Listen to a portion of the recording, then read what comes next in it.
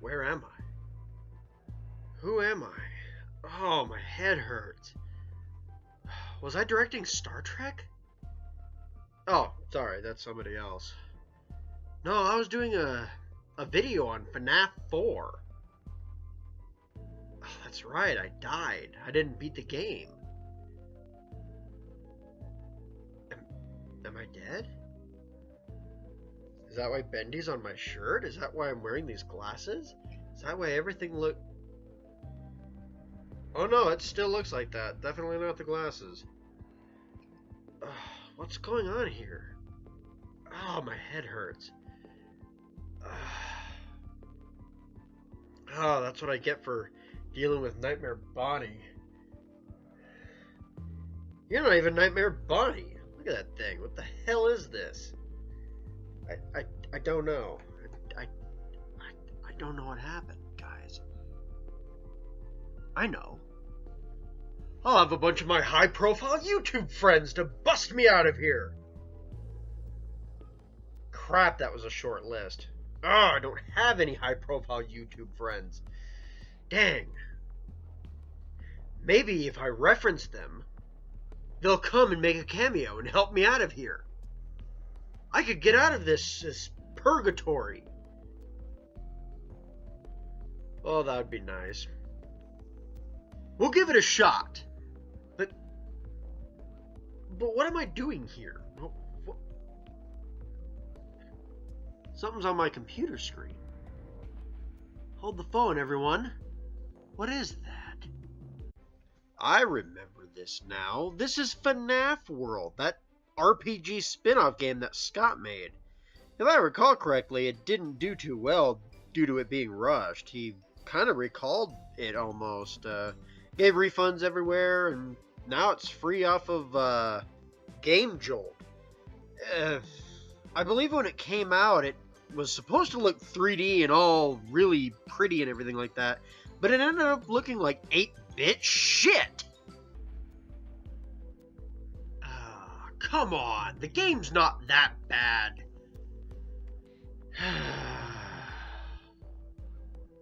Maybe he's busy getting rebooted. I don't know.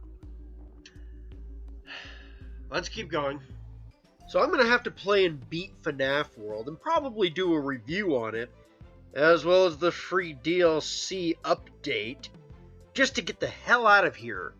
You know what? Since FNAF World is kind of Scott's little spin-off, a deep dive into his mind, I think that's who we're going to take on today. Let's take on Scott Cawthon. Is it Cawthon? Cawthon? Cawthon? I'm not sure. Let's take on Scott. Ah, that lost its ring to it. Just roll the title screen. Let's go.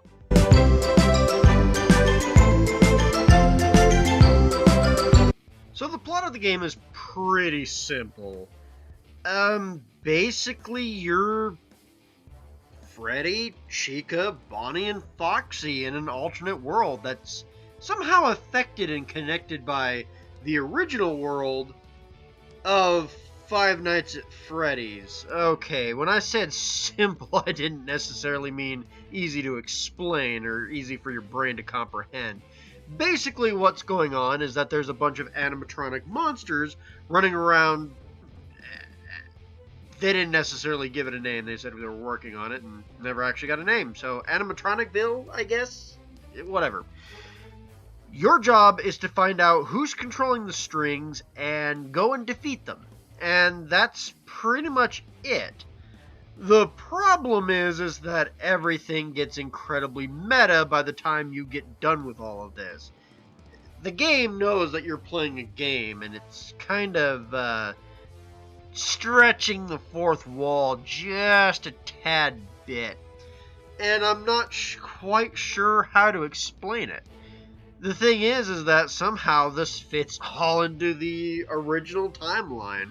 Oh boy. I'll get to that in a bit, but yeah. As for plots go, I guess it's okay, it works, it's just a cute little RPG, and you're basically traveling from area to area to more or less wipe out the bad guys and get the keys and get to the final boss. That's it. Literally, that's it. Oh boy. Let's go talk about the characters then, because I mean that's pretty much what this game has going for it. Am I right? Yeah? Am I right? I think I am. So, this game does have a lot of charm to it.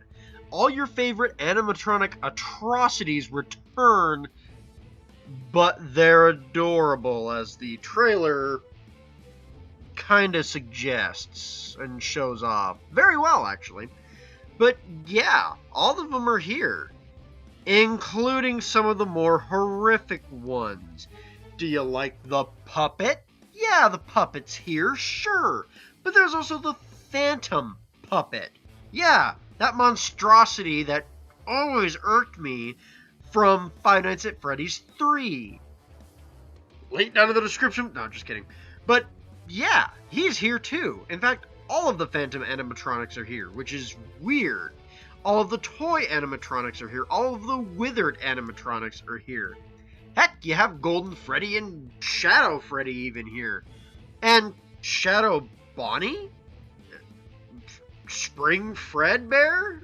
Spring Bonnie? What the hell? Hell, even Springtrap is here. Plush Springtrap is here, and oh no! The Nightmare animatronics are here too! Oh, crap. What am I gonna do here? Oh, boy. There are so many characters to unlock. It'd be nice if somebody were to help, come and help me complete the game. Oh, who am I kidding? It's not like he's gonna burst out of the sky on a giant bearded dragon to come save my sorry ass. He hasn't even beaten FNAF 6 yet. But at least he beat FNAF 4. And here I am, stuck in the same mess. Let's go on. Seriously though, there is a lot of charm in this game. Like, the characters' dancing animations when they're in battle, everything about it is just kinda sickly adorable. Even the alternate designs for other characters. Speaking of other characters, there's a decent number of boss fights, but none of them really get any type of characterization. The shopkeepers, well, you don't really hear much from them other than they're shopkeepers, and yeah, not even the enemies get some type of characterization other than, oh, they're monsters, go kill them now. Just like every other RPG. Ha! But yeah, the only real thing that gets quote-unquote characterization is, well, Fredbear.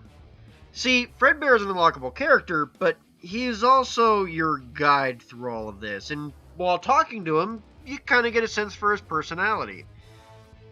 Other than that, the only real characterization is the final boss, which I will get into later. But for now, yeah, other than their cute charm and the fact that every character has moves based on, the character from the original Five Nights at Freddy's, there really isn't much here in this way either. So, yeah, there's that. Oh boy. Let's move on to the gameplay, shall we? So, the reason I'm kind of pausing before gameplay is that I need to put kind of an epilepsy warning on this because, oh boy, there's going to be a lot of bright flashing lights every now and again while explaining this. So, just so you're warned, everyone with really problematic problems with epilepsy can step right over there. No? Okay. We all good? Great. So, yeah. This game can kind of be an eyesore to watch. When it gets too action-packed, what happens is that the screen will just blink and flash and just drown out everything in colors. Like, oh yeah, sure, I think Foxy's in there. Sure, Bonnie might be in there, but I can't really tell you for sure. Heaven forbid I can actually see the dang fight going on. So, yeah. Other than that, the game is pretty basic. It's a good beginner's RPG. It works perfectly fine. The gameplay can be fun, but there's some repetition to it as well, and that gets problematic. Basically, once you come up with a strategy, you continually use that strategy, and that's basically it. There's really no reason to differentiate from the strategy. You'll have one character that heals, you'll have one character that attacks, and then you'll have the other two characters to either support, attack, or backup heal. And that's about it. There's really nothing else you can do about that. And don't get me wrong, it's not as if this is a really difficult game to begin with anyway. Once you get a setup going, you can get some pretty disgusting setups where you're just pressing the same buttons over and over and over again, and the enemy eventually dies. Or sometimes you're unlucky and the enemy kills you. But yeah, once you get a good enough team going, there's really nothing that can stop you. So yeah, the gameplay once again is just an okay thing. It's not great, but it's not bad either. So yeah, I guess we're moving right along to level design, huh? Alright, let's go to it.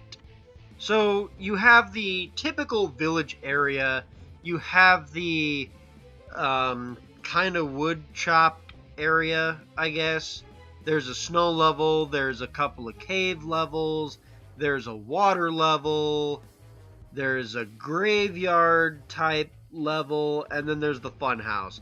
Each area has progressively stronger foes to fight, and you get better characters from each area. That's it. That's all I got. I mean, I guess the areas look relatively nice, and, you know, there's obviously a difficulty scale, but what the hell? Why am I even here? Why am I doing this? It's not even like I'm the only YouTuber that wussed out of Five Nights at Freddy's 4. Is there anybody else here? Anybody at all? Any dead YouTubers or characters or anything? Cuteness. Anybody else? Please don't tell me I'm stuck with that guy.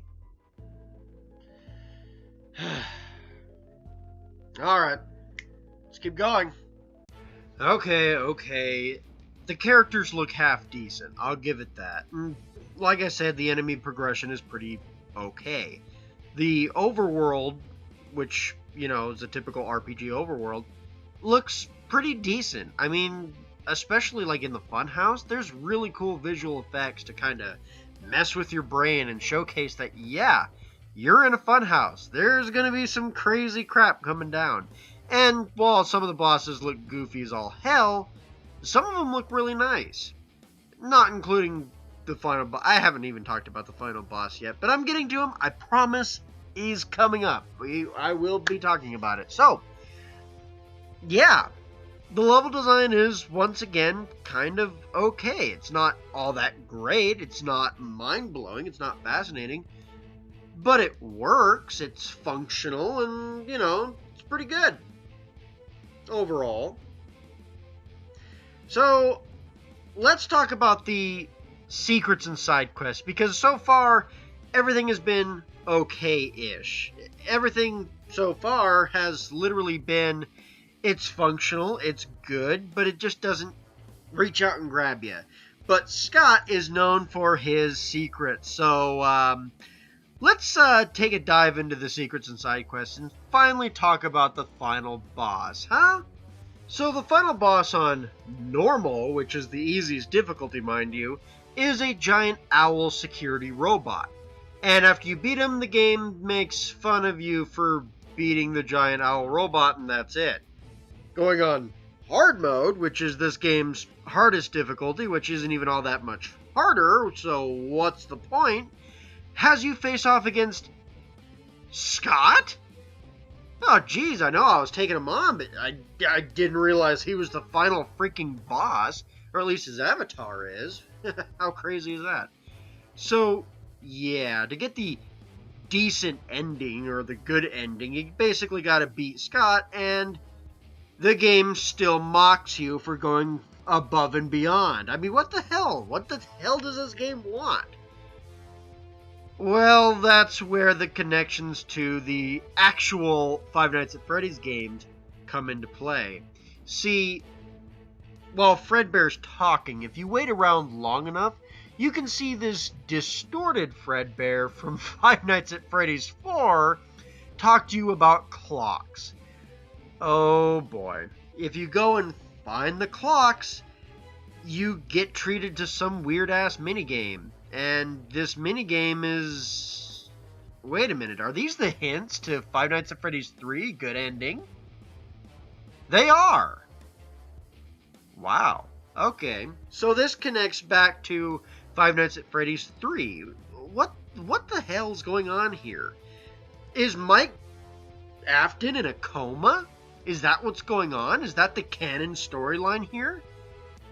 Well, that would make sense, I guess, and if he's the one playing Five Nights at Freddy's 3, then yeah, that would make sense as to how he knew all this stuff.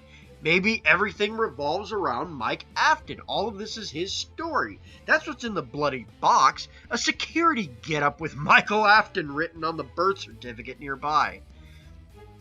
Oh, and maybe a picture of the Afton family, I don't know. But yeah, that would basically solve the entire mystery, wouldn't it? If Michael Afton's the playable character in each game, then the box would literally just have his uniform in there and some of his memorabilia to prove that it's him. Or, you know, it could just be my dead body. It's hard to say. But, yeah, there's your connection to the original FNAF games. That's kind of about it. You can also get other endings as well, other than the clock ending and the regular, normal, and hard endings, by doing some of the weirdest crap. If you unlock Fredbear, but then have Fredbear talk to Fredbear, the world ends in a huge paradox. That's a good one. You can also find an unlockable secret boss called Chipper's Revenge. It's basically a callback to that game I showcased briefly on my first FNAF video. Yeah, apparently Chipper's not exactly happy that Five Nights at Freddy's took the spotlight. So, he's tougher than Scott. That's about it. And then, of course, you can unlock all the characters, which nets you some type of fan totem. Okay, I didn't really bring this up because it's kind of weird to bring up, but there are shops. In the shops, you can buy chips and bits. Well, you can buy bits. The chips you have to actually find in the overworld. Those are more secret collectible items, and they're pretty good. You can get really disgusting if you have the right chips. And the right bits, of course, too. But bits you actually have to buy with fast tokens. You can also buy armor as well. But you can unlock secret bits as well by collecting this pearl 5 times, which basically creates the pearl in the battle, and it just heals you up. And it doesn't even take a nice spot either. You can also get a fan bit by collecting all the characters, but thanks to Update 2, that's nigh impossible now. I'll talk about that in the next video. But, yeah, there's plenty of secret stuff to find. There's a couple of secret boss fights that can net you money or, you know, find you bits and chips. Mostly chips, because bits you buy in the shop. I'm ranting now. But, yeah, there's also legendary chips, which are really hard to find because you have to literally break the game to go get them. You actually have to glitch into certain objects and go into, like, a glitched world fighting glitched creatures and actually locate these treasure chests. Which, that's kind of cool. I really enjoy that nice touch-up, more or less. There's also another ending that I haven't really talked about, and there's kind of another thing that I haven't talked about. There are these glitched worlds where you touch a glitched object in the world, and you go into these kind of glitch worlds which there's no enemies in there by any means. and you can kind of explore to your heart's content, but it's pretty easy to get lost and blah blah blah. You're warned at first, and maybe a second time, not to go down any more than 4, because you can find glitched items in the glitched worlds to go into further glitched worlds. If you go down 4 times, unfortunately, the game also ends there. But you get a trophy for it, too, for being that explorative. And, to just add to another secret, if you glitch through the pond in that particular world, you can actually find another different ending. You don't get a trophy for it. Oh, by the way, all these endings that I'm talking about, you get neat little trophies at the start of the game. Yeah, they're pretty nice. But yeah, you don't get a trophy for this one. It's just kind of the weird image, and that's about it. So, yeah, there's a lot of secrets and side quests to do in FNAF World, which is really kind of cool. It really keeps you coming back for more. And that's probably the best part of FNAF World, is finding all these little hints and tidbits and secret endings and all of that stuff. So, that's definitely an A+. But let's wrap this whole review up, shall we? So wrapping up, the game is above average. It's not a mediocre experience. It's not a boring experience. And it's pretty okay, but there's always that one thing that kind of just puts it just ever so slightly above most of the shovelware. And this time it's definitely the secrets part of it. I kind of recommend this if you're interested. It's probably not going to sway a lot of people to play it and think, oh yeah, it's great. It's not going to happen. But it's okay for the most part. However, if you're a fan of Five Nights at Freddy's, it might have a bit more appeal to you. And if you're not a fan of Five Nights at Freddy's, 1, why are you watching this video?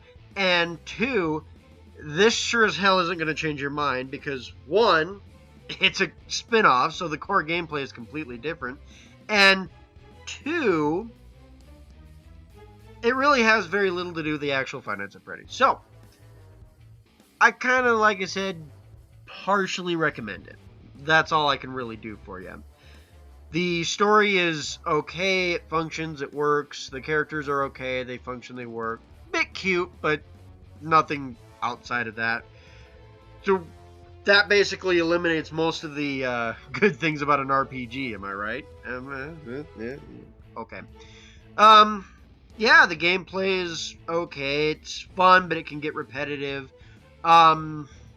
The level design is okay, it looks good, it scales perfectly fine, but it doesn't really go above and beyond. And the secrets and side quests actually definitely go above and beyond, and that's probably the best part of this game, is finding all the little secrets. So again, if you're a FNAF fan, I can kind of say, yeah, I kind of recommend this game. You know, it's not a rush out and get right away, but isn't it hard not to be able to recommend a free game? That's the nice thing about it is that even if it's a low recommendation, the game is free. Go try it out. Worst case scenario, well, you don't like it. It's not like you lost any money for it, right? But, yeah, that's all I can really say about the game. It's okay-ish, with really good secrets and side quests. And you guys know me, I love secrets and side quests. But, yeah, that's all there is to this vanilla game. But I got a little more for you, don't I?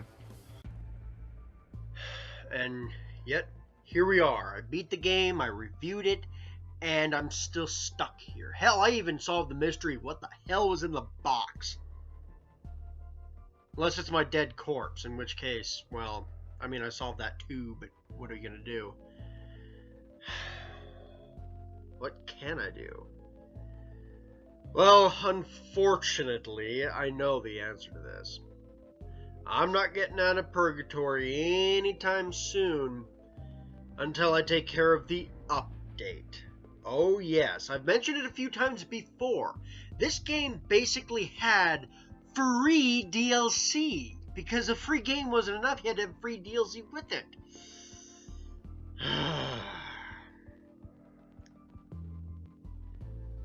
So, the next time we meet, I'll still be in purgatory. We will be dealing with the FNAF World Update, or 2.0. Basically the free DLC. Wish me luck. I'm gonna need it. In the meantime, there are links below to my channels, and if you guys like what you saw, like, subscribe, you know what to do. Adios. See you next week.